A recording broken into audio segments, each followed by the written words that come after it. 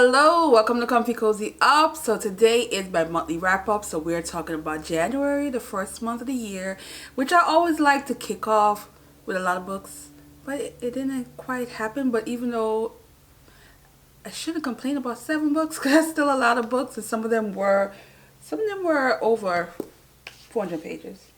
So I did good in terms of the size of some of the books. I have some I had a rant. I had a bit of a puzzle moment. So I'm going to get into some of these. I did a review for of the 7, I believe. 5 of them I have reading vlogs for, so I went in more in details of why I love or didn't like the book. So I will link those. But we're going to get into some of these. So I have my reading journal because one of them is an ebook. But I'm going to start with the first book that I was able to get into, and that is Magnolia Palace. And this is a historical fiction by Fiona Davis. I've read quite a few of her books. This was a enjoyable one, and I like that the author got inspiration from actually real life characters who have never crossed paths, and she just came up with this creative idea to make them cross paths.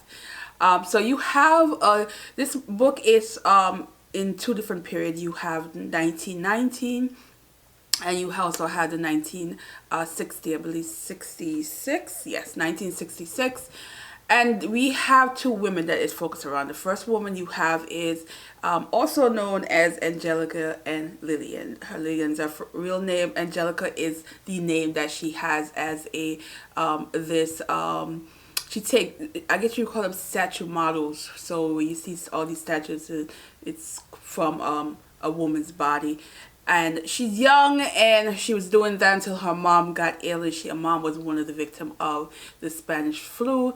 And she's struggling, didn't know how she was going to pay her rent, and her landlord got her into some mess, and she decided that she's going to go for the run and accidentally bump into the people of Magnolia Palace, which is one of the daughter of the wealthy man, and she needs an assistant, and she just you have to read to see how she just accidentally got into that position. So she kind of jumped from one frying pot to the next, because now you're running and you need money and you don't have money, and this was an opportunity to make money, but this family comes with drama. So it's, the whole jump from one frying pot to another, and you get that in this. So it became a murder mystery. A lot of wealthy, who did it, who didn't do it, what. And then you have 1966, where you have this young model who got a job to work at the palace, which is no longer what it was before. It is like a museum now, and she got accidentally stuck in there with a man that worked there overnight, and it become this, let's hunt for clues of things in the house, let's hunt for clues for this missing jewelry that was always talked about, that no one ever actually saw. And it became interesting how you learn about her life as well as the guy, and how things were being solved. The only thing about this I felt like it was more about how to get away with murder. Because when you think of the time that passed from the 1919 to 66, and what is the point if you do find who did what? Because they're old. So but I enjoyed this. This was fun. The next book is a book I started in December, and I had to put it down and then I take it back. And the reason why is because it is a Jamaican family, and I'm Jamaican. So part of me was kind of like, oh God, here we go again. Here we go again. And that is Olive Grove in the Antimosis McKenzie.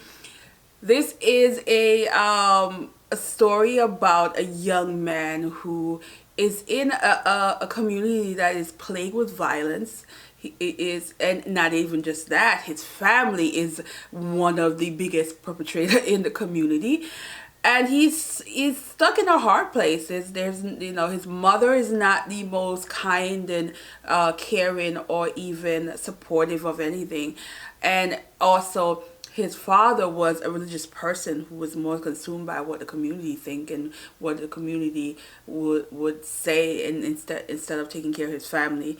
And it it's a more of a, there was nowhere for him to run, and ultimately the family got him. That's the best way to put it. But he was also motivated by a young girl who is the one person that he cared about his reputation when it comes to her. And she also had a father that's a minister who is also a mess, and trying to manipulate him in ways that made the story just like, oh, just it was like watching a character that has nowhere to run, nowhere to hide, and he is just going to be sucked in whatever, no matter what direction he goes. And that's how you get this. And he did really some horrible things along the way that caught up with him. And you see how I kind of feel like what was the point of this, what is, that the author was trying to say. But then it also make you think of those people who are in circumstances like this, and the life of crime is just what it is, and they can't escape it. But I was a little bit like here come the Jamaican family in England behaving badly. I kind of just was like, oh God, the drugs, the gang related incidents. It's just, yeah, it is that kind of book, and it is very much heavy to me. And I felt bad for the kid, because he had no, there was just no saving him. It's just how I felt. Then we had our first book pick, the subscriber bottle. So if you haven't seen it, it's this jar over here, and I'm going to be picking every month. So if you haven't seen the February, I did a short for the February, and I was able to record picking the February book. So if you haven't seen it, go check out the short so you can see whose book I got to pick out the draw. So for January, it was Faye L, and I had The Island of Dr. Moreau. So I love this. This was a classic, So I was happy to kick off my first classic of the year, and it wasn't something that I just randomly select. This was something that was suggested by a subscriber. And not only that, I watched the movie. So that was even another plus. So I did a video of reading this and also watching the movie. It is short, quick, and I think it gave me another sense of I can handle classic horror or a certain sci-fi classic. I can actually handle it versus like the modern books. This is basically a man who was rescued and ended up on a ship with this other guy who happens to work for the doctor. When he gets on the island, at first it was just, okay, just an island. And then as time goes on, he's seen people-like creatures. People who are a mix of animal. And there's that fear of what is this, but he can't escape, he can't get off, he tried. And also you get to see the manipulation of this doctor and his mind and how he thinks. And there's a chapter where he really goes in of explaining why he chose to do these experiment and turn these people into this animal-like being, and how he's trying to control them when the instinct of an animal comes through. There's a really interesting message in this book, and I do like classic that even at this level of talking about something that's just not realistic in terms of being in a horror, but they still have that message in us as human and our animal instinct and what we control and not control, that kind of deal. So I like this. I thought this was such a great classic that I would highly recommend. It is an easy read. It didn't feel like a classic that was written, a book written in the 1800s, in the late 1800s. It just didn't feel like it to me. That should say maybe this revision was an awesome revision for that. But I absolutely love this book and I highly recommend it. And then we get to the book that completely pissed me off. I have not been this pissed off at a book in a while, and this was The Two Lives of Sarah. I'm not going to say much about this, but to say that the author gave a character's explain the two lives of this woman: the life that she ran away from, the life that she got but tragedy hit her, and the life that she decided to give up to go back to the trash life she left in the first place with a child, where people are supportive and loving her and can be there for her, can help her navigate through life, and she didn't want that. I don't understand what the author wanted me to get out of this book, but it absolutely pissed me off. Yeah. Then we have a family drama, Kaleidoscope, and this is Cicely Wong, and this book I thought was interesting family tale. This is of a Chinese and a white interracial family, and they have two daughters, and they were entrepreneurs, and their daughter happened to be the glue in the family, and tragedy hit that daughter.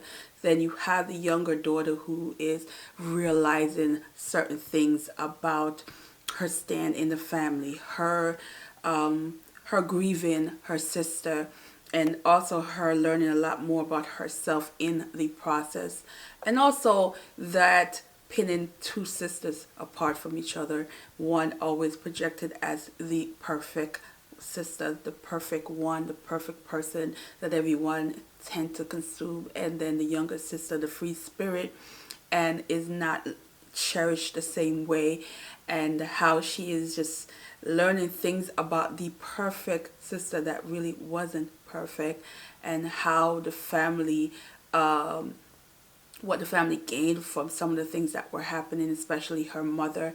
It is an interesting way of looking at how parents parent two siblings. One, they feel a need an extra kind of attention and kind of over them, versus one that they feel is strong and don't need that kind of attention, but yet still they are young and they're children, so that interpretation may comes out a completely different for that child. And I thought that was interesting.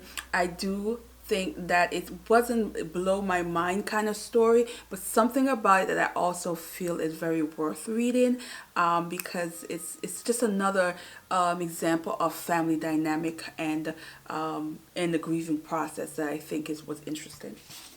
Then we're gonna go to, because I skipped over this one, the one romance book I read, which was really influenced by TikTok. Yeah, there are times at night if I can't sleep. It's a reading. I was scrolling through TikTok. I had to stop that, guys. I had to stop that.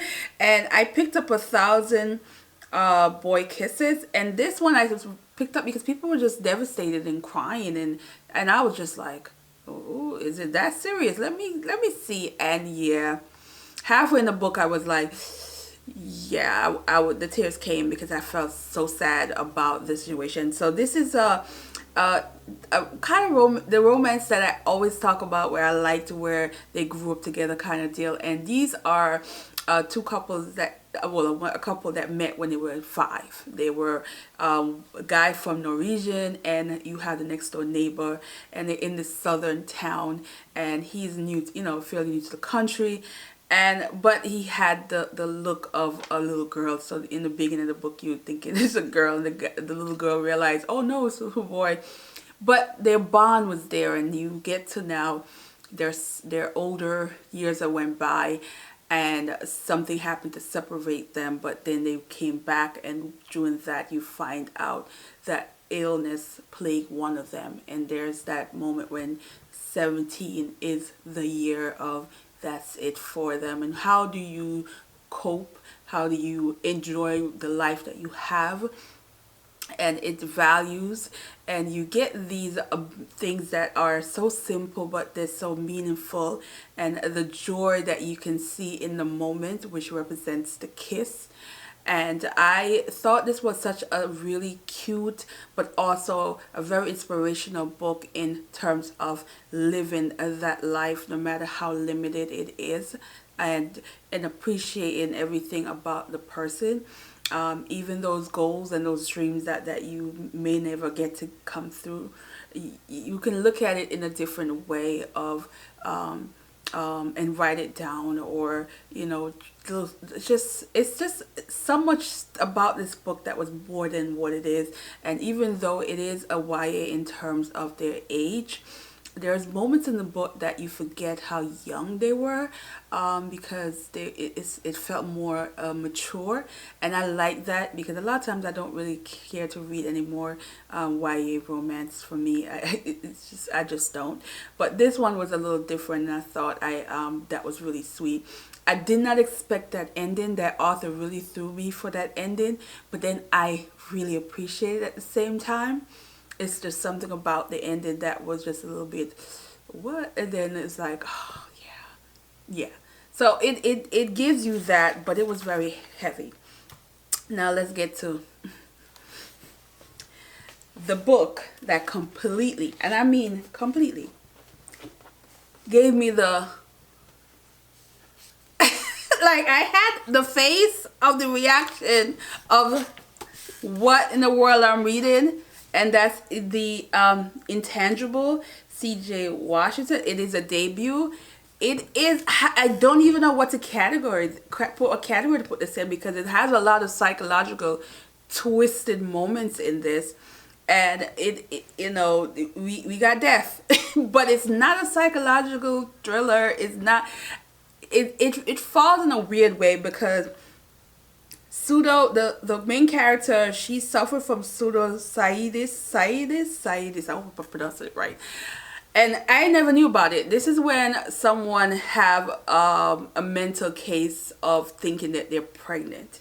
And it often caused by if they have suffered from like a miscarriage or something happened in that aspect. And they're still feeling the symptoms of being pregnant, but they're not. And in this case, you have a woman, she is, grad student, and she had an affair that caused this, and a husband who is learning how to deal with it, but they lost the child, and then she experienced this kind of symptom. And she sought out a neuroscientist. He's used to the mind and things like that. And he wanted to help her navigate, and she's fully aware of her symptoms and what she's experiencing. Both of these have spouses that are problematic, who are dealing with their own things. The husband is struggling. Then you also have his wife, who has also experienced death, and she is this brilliant mathematician, and she is obsessive with it. And she's dealing, instead of grieving, dealing with her grief through math. And so she's kind of mentally not there for anything but her math. But it's, in one hand, he wants it to stop. On the other hand, there are people who want her to continue, because she's coming out with this amazing math that they feel is revolutionary and would stand the test of time. And as this is happening, these two now, whose spouses are just completely going through it, they're bonding and spending some time together. They're talking, they're communing. So there's a bit of an affair that was emotional in for most of the book. And so that part can be a bit like, oh God, here goes infidelity in a way. But I don't even know, is this a male or female? I don't even know the author, because it's initial the author talks about it in a way that made it seem okay. And I at first I was just like, there's just a trailer load of infidelity happening in this book. But I was still fascinated with what was happening. I wanted to know what was going to happen next. I wanted to keep turning the pages. I had so many moments in this book that I was just like, yeah, I'm going to keep going. Because I want to know how this is going to end. The ending definitely surprised the hell out of me.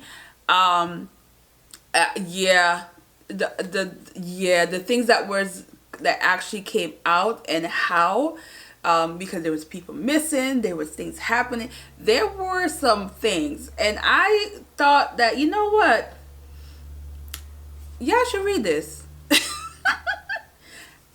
I need more people to read this. It's a twisted story. It's very much, I can appreciate it, especially being a debut novel, and this author really went there with this story, because I don't think I've ever read any book like this. Like, it was not absolutely nothing that I expected or would have ever imagined this story was going to be. And like I said, I learned a word because I didn't even know that it existed.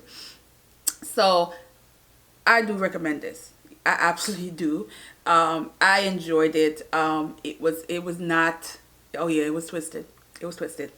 But I got through it. So that is my 7th book, guys. I'm super happy I was able to get some variety.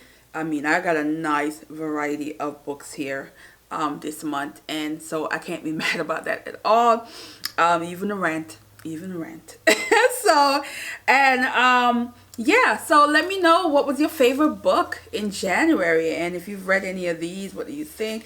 I know I don't see a lot of people talking about Olive Groove and Ends, you know, so that was interesting. Most of these books actually I've never really seen anybody talked about, except for the, you know, the classic. But yeah, so let me know what was your favorite book in January, and yes, go check out the shorts that I did for the February book pick, and also, you know, follow me on Instagram for a journal, not journal, for Read So Lit, photo challenge, video challenge, that, and I am also active over on TikTok. So see you in the next one, guys. Thanks for watching.